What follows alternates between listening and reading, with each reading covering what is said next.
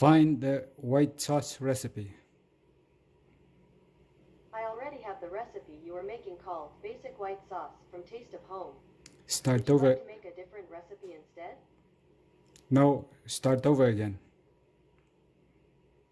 Alright, we'll stick to what we're already making.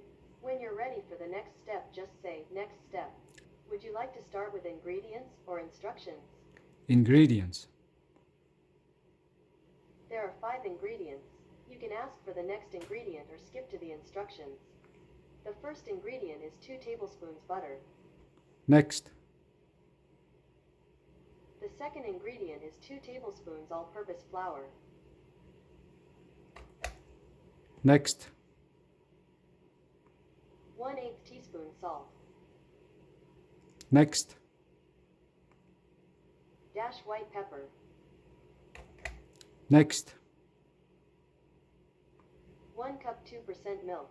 That's it. Let me know when you're ready to start. I'm ready to start. There are 5 steps.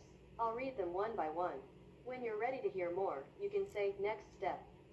First step, in a small saucepan, melt butter over medium heat. Next step.